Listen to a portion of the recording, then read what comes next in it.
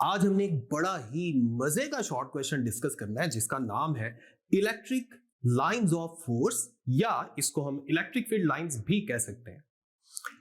आपको याद होगा पिछले लेक्चर में हमने इलेक्ट्रिक फील्ड इंटेंसिटी पढ़ा था और मैंने आपको बताया था कि इलेक्ट्रिक फील्ड इंटेंसिटी हमें इलेक्ट्रिक फील्ड के बारे में दो बातें बताता है, यानी एक स्ट्रेंथ ऑफ इलेक्ट्रिक फील्ड और दूसरा डायरेक्शन ऑफ इलेक्ट्रिक फील्ड। लेकिन वो वाला जो मेथड था उसमें हमने फॉर्मूला लिखा था और फॉर्मूला की मदद से हम ये चीजें डिस्कस करते हैं। लेकिन आज का जो टॉपिक है इसमें भी हम सेम यही दो चीजें डिस्कस करेंगे, यानी strength of electric field and direction of electric field. लेकिन आज हमने कोई फॉर्मूला नहीं लिखना, आज हमने सिर्फ डायग्राम की मदद से ये चीजें डिस्कस करनी है। यानी इलेक्ट्रिक फील्ड लाइंस हमें इन्हीं दो चीजों के बारे में बताती हैं, लेकिन ग्राफिकली डायग्राम की मदद से। फर्ज कर लें मेरे पास एक पॉजिटिव चार्ज है, यहां पे एक पॉजिटिव चार्ज पड़ा हुआ है, इसे हम Q का नाम दे देते हैं। और टेस्ट चार्ज के बारे में मैं आपको बता चुका हूं। टेस्ट चार्ज ऐसा चार्ज होता है जो 1 कूलम होता है और एक पॉजिटिव होता है। तो फर्ज कर लें इस पॉजिटिव चार्ज के चारों तरफ मुख्तलिफ जगहों पे हम टेस्ट चार्ज रख देते हैं। आप फर्ज करें कि यहां हमारे पास एक फुटबॉल है, फुटबॉल के सेंटर पे चार्ज Q पड़ा हुआ है जो पॉजिटिव है, और हमने फुटबॉल के सरफेस के ऊपर चारों तरफ टेस्ट चार्जेस रख दी हैं। अब होगा क्या, जो अंदर पड़ा हुआ पॉजिटिव चार्ज है ये साइड्स पे पड़े हुए टेस्ट चार्जेस पे रिपल्शन की फोर्स लगाएगा। और आप इमेजिन करें ये जो सारे टेस्ट चार्जेस हैं ये अवे जाते जा रहे हैं, और जहां जहां से ये गुजरते जा रहे हैं अगर हम वहां लाइन ड्रॉ करते जाएं, इसी लाइन को बोलते हैं इलेक्ट्रिक फील्ड लाइंस। यानी यहां पर जो हमने इलेक्ट्रिक फील्ड लाइंस ड्रॉ की है ना, ये किसकी ड्रॉ की है? एक पॉजिटिव चार्ज की ड्रॉ की है। इसे हम आइसोलेटेड पॉजिटिव चार्ज भी कह सकते हैं, क्योंकि यहां पर अकेला एक पॉजिटिव चार्ज था हमारे पास, जिसकी वजह से test charge radially outward move कर रहा था। इसलिए हम कह सकते हैं कि आइसोलेटेड पॉजिटिव चार्ज की electric field lines radially outward होती हैं। तो इलेक्ट्रिक फील्ड लाइंस को हम डिफाइन कर लेते हैं। Electric field lines are the imaginary path in the field of given charge on which a test charge moves. क्या मतलब हुआ? यानी जिस चार्ज की इलेक्ट्रिक फील्ड लाइंस हमने फाइंड करनी है उसकी फील्ड के अंदर चारों तरफ अगर आप टेस्ट चार्ज रखें तो टेस्ट चार्ज जहां जहां मूव करेगा वहां वहां आप लाइन ड्रॉ करते जाएं। इसको हम बोलेंगे इलेक्ट्रिक फील्ड लाइंस। जैसे यहां पर हमने इलेक्ट्रिक फील्ड लाइंस ड्रॉ की थी, किसकी? आइसोलेटेड पॉजिटिव चार्ज की। इसको हम साइड पे कर लेते हैं। आइसोलेटेड पॉजिटिव चार्ज की जो इलेक्ट्रिक फील्ड लाइंस हैं ये फिर कैसी हैं? ये रेडियली आउटवर्ड है। यानी अगर मैं यहां पर एक सफेयर इमेजिन करूं तो ये सफेयर के रेडियस के अलोंग बाहर की तरफ जा रही है। इसी तरह अगर मैं यहां पर एक आइसोलेटेड नेगेटिव चार्ज फर्ज करता और उसके इर्द गिर्द उसी तरह पॉजिटिव टेस्ट चार्ज रखता, तो अब पॉजिटिव टेस्ट चार्ज किस तरफ जाएगा? जाहिर बात है अब दरमियान में नेगेटिव चार्ज पड़ा हुआ है जिसको मैं माइनस Q का नाम दे सकता हूं, और टेस्ट चार्ज को हमने प्लस Q0 का नाम दिया हुआ है। तो अब चूंकि टेस्ट चार्ज तो हमेशा पॉजिटिव होता है, अंदर पड़ा हुआ चार्ज नेगेटिव है, अब टेस्ट चार्ज अंदर की तरफ मूव करेगा।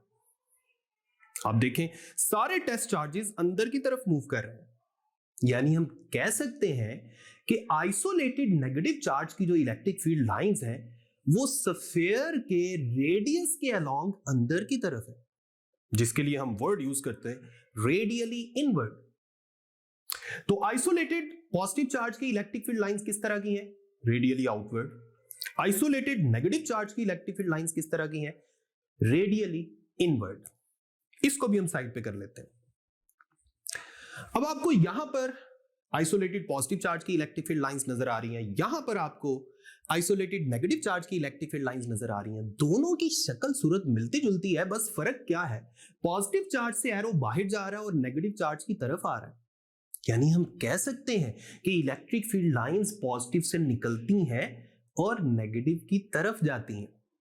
एक और चीज हमें पता चल रही है देखिए ये बात तो हम जानते हैं, जितना मैं चार्ज के करीब होऊंगा इलेक्ट्रिक फील्ड उतनी स्ट्रांग होगी, और जितना मैं टेस्ट चार्ज को गिवन चार्ज से दूर करता जाऊंगा इलेक्ट्रिक फील्ड वीक होती जाएगी।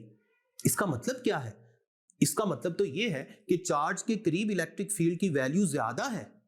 और इसको यहां पर हम कैसे समझेंगे? आप गौर कीजिए, ये जो पॉजिटिव या नेगेटिव चार्ज की इलेक्ट्रिक फील्ड लाइंस हैं, इनका डिस्टेंस मुसलसल चेंज हो रहा है। जब हम चार्ज से अवे जाते हैं ना, तो इनके दरमियान का जो डिस्टेंस है वो बढ़ता जा रहा है। इसका मतलब यह है कि इनके दरमियान जो डिस्टेंस है ना, वो हमें इलेक्ट्रिक फील्ड की स्ट्रेंथ के बारे में बता रहा है।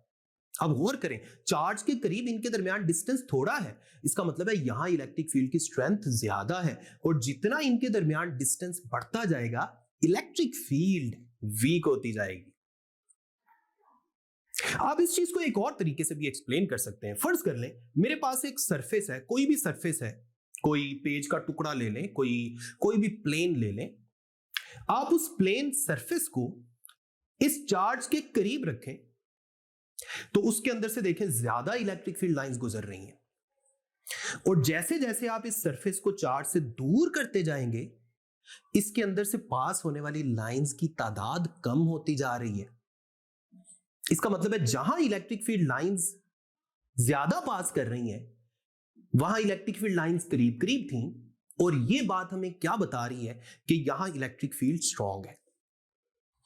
और जिस जगह पे इलेक्ट्रिक फील्ड लाइंस के दरमियान फासला ज्यादा था वो इलेक्ट्रिक फील्ड लाइंस सरफेस के अंदर से थोड़ी पास कर रही हैं, इसका मतलब है यहां फील्ड वीक है। तो यह बात बड़ी इंपॉर्टेंट है जिसको आपने याद रखना है। अब हम नेक्स्ट एक और चार्ज डिस्ट्रीब्यूशन की तरफ आते हैं। फर्ज कर लें अब हमारे पास आइसोलेटिव चार्ज की बजाय दो चार्जेस हैं, अकेला चार्ज नहीं है, दो चार्जेस है।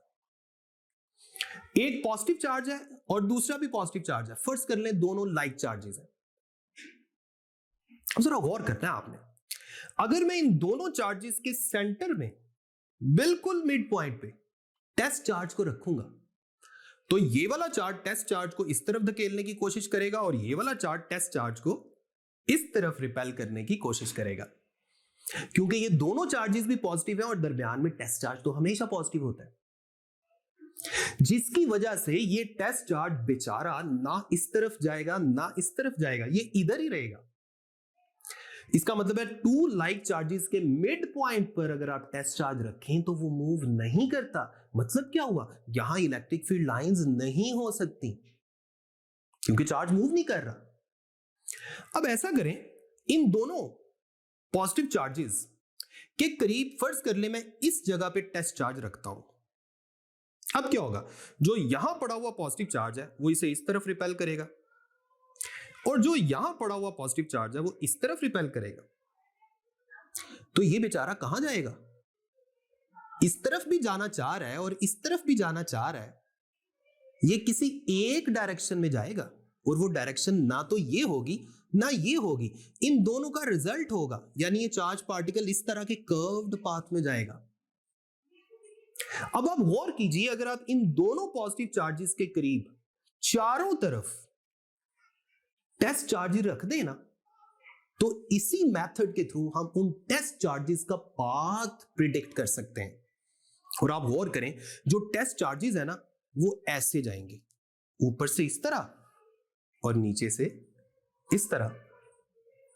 गौर से मेरी बात समझनी है आपने। दरमियान वाला रीजन खाली रहेगा और जो इलेक्ट्रिक फील्ड लाइंस है दोनों पॉजिटिव चार्जेस की ऊपर से इस तरह होंगी, नीचे से इस तरह होंगी, इसी तरह यहां से इस तरह और यहां से इस तरह। और अगर आप इन दोनों चार्जेस के सामने देखें सेम लाइन पे, तो इलेक्ट्रिक फील्ड लाइन यहां से स्ट्रेट भी होगी। अब गौर कीजिए, वहां जो इलेक्ट्रिक फील्ड लाइंस थी वो स्ट्रेट थी, लेकिन फील्ड वहां भी नॉन यूनिफॉर्म था, क्योंकि चार्ज के करीब फील्ड स्ट्रांग है और चार्ज से दूर जहां इलेक्ट्रिक फील्ड लाइंस का फासला बढ़ता जा रहा है वहां फील्ड वीक है। यहां भी ऐसा ही है, यहां भी चार्जेस के करीब गौर करें फील्ड लाइंस के दरमियान फासला थोड़ा है, और दूर जाते जाएंगे तो फील्ड लाइंस के दरमियान फासला बढ़ता जा रहा है। लेकिन एक और चीज यहां पे हम समझ सकते हैं, क्योंकि ये इलेक्ट्रिक फील्ड लाइंस कर्व्ड है, तो यहां हर पॉइंट पे इलेक्ट्रिक फील्ड चेंज हो रही है, इलेक्ट्रिक फील्ड की डायरेक्शन। फर्ज कर लें किसी एक खास पॉइंट पे आप इमेजिन करें, अब ये फील्ड लाइन तो कर्व्ड है, तो यहां इस गिवन पॉइंट पे इलेक्ट्रिक फील्ड की क्या डायरेक्शन होगी, उसके लिए हमें टेंजेंट ड्रॉ करना पड़ेगा। हम टेंजेंट ड्रॉ करेंगे, जो इस पॉइंट पे टेंजेंट की डायरेक्शन है वही इस पॉइंट पे इलेक्ट्रिक फील्ड की डायरेक्शन है। इसका मतलब है जब इलेक्ट्रिक फील्ड लाइंस कर्व्ड हो जाती हैं तो फिर किसी भी गिवन पॉइंट पे इलेक्ट्रिक फील्ड की डायरेक्शन फाइंड करने के लिए हम टेंजेंट ड्रॉ करते हैं। इस डायग्राम को भी कहीं साइड पे कर लेते हैं। अब हम आ जाते हैं टू अनलाइक चार्जेस पे। फर्ज कर लें इस तरफ पॉजिटिव चार्ज है और इस तरफ नेगेटिव चार्ज है, और दोनों को क्यू का नाम दे दें, प्लस क्यू माइनस क्यू।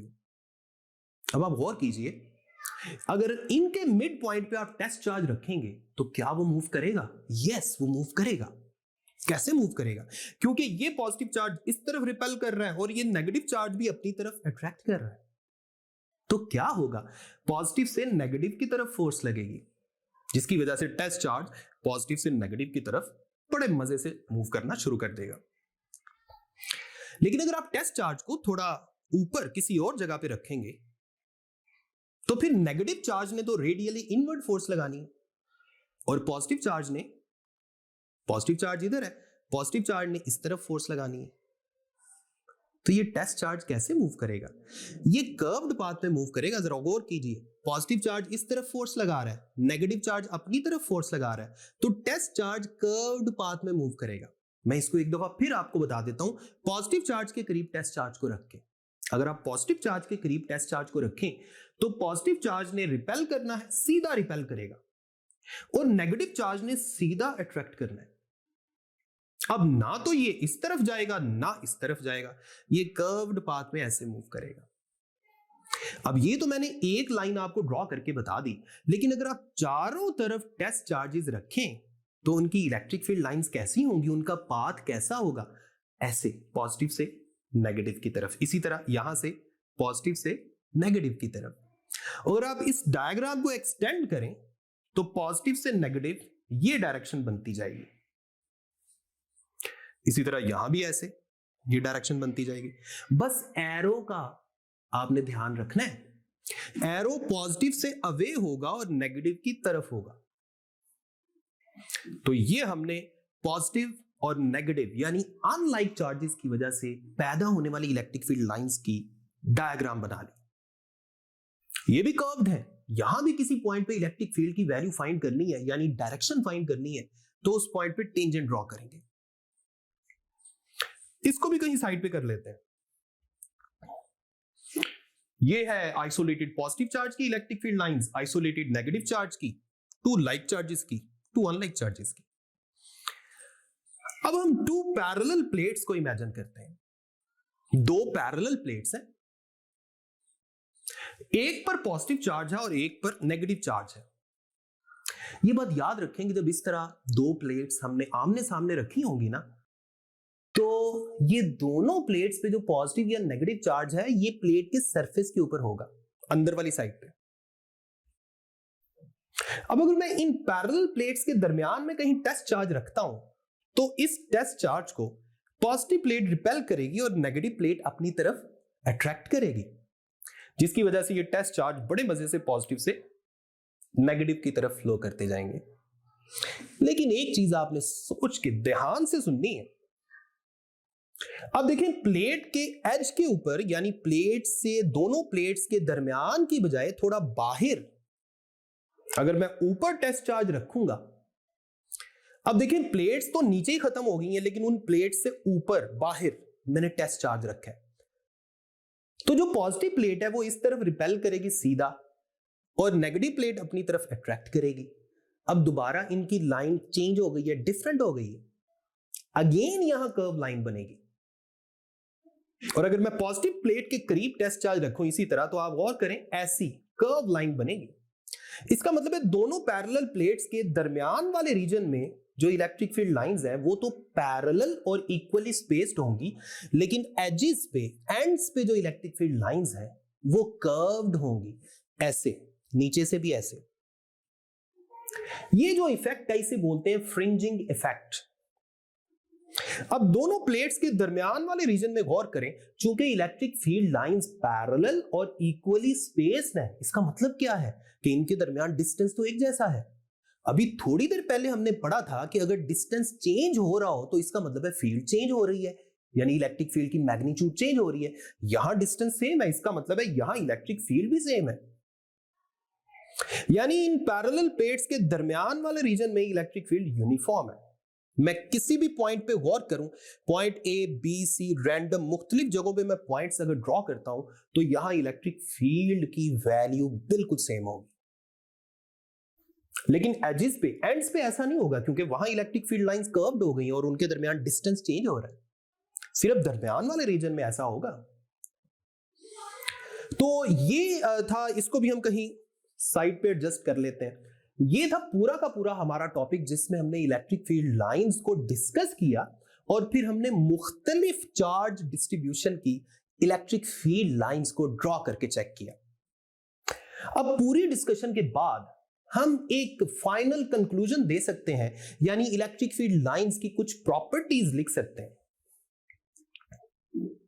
जैसे सबसे पहली प्रॉपर्टी हम बना सकते हैं कि electric field line start from positive charge and ends at negative charge. जैसे मैंने आपको आइसोलेटेड चार्जेस का भी बताया था और जो दो चार्जेस थे उनका भी बताया था। प्लेट्स में भी हमने यही चीज ऑब्जर्व की। दूसरा पॉइंट हम ये लिख सकते हैं कि electric field lines are closer where the field is strong and farther apart where the field is weak. जहां ये करीब करीब है समझे वहां फील्ड स्ट्रॉन्ग है, और जहां ये दूर दूर होती जा रही है समझे वहां फील्ड वीक है। थर्ड पॉइंट हम ये भी लिख सकते हैं कि अगर इलेक्ट्रिक फील्ड लाइंस कर्व्ड है, the tangent at any point gives the direction of electric field at that point.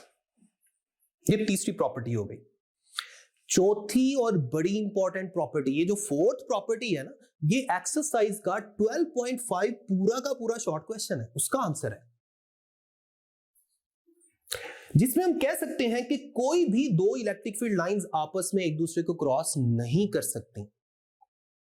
फर्ज कर लें ये सारी डायग्राम को हटा दिए हमने। अब आप यहां पे एक नई डायग्राम इमेजिन करें। फर्ज करें मैं कंसीडर करता हूं कि दो इलेक्ट्रिक फील्ड लाइंस एक दूसरे को कट कर देती हैं, एक ये है फर्ज करें। इन दोनों की कोई ना कोई डायरेक्शन भी फर्ज कर लेते हैं, इलेक्ट्रिक फील्ड लाइंस के ऊपर एरो लगा दिया। अब ये जो पॉइंट ऑफ इंटरसेक्शन है, इस पॉइंट ऑफ इंटरसेक्शन पे जो वो वाली इलेक्ट्रिक फील्ड लाइन है उसकी डायरेक्शन कुछ इस तरह बनेगी, और जो दूसरी इलेक्ट्रिक फील्ड लाइन है वहां डायरेक्शन कुछ और बनेगी। यानी एक पॉइंट पे इलेक्ट्रिक फील्ड की एक से ज्यादा डायरेक्शन आ रही है। क्या ऐसा पॉसिबल है कि किसी वेक्टर की एक पॉइंट पे एक से ज्यादा डायरेक्शंस हो? This is not possible, this is not physically possible. So we can say that no two electric field lines can cross each other, because if they cross then it means at the point of intersection electric field may have more than one direction that is not physically possible. तो ये था जनाब हमारा आज का lecture. अपना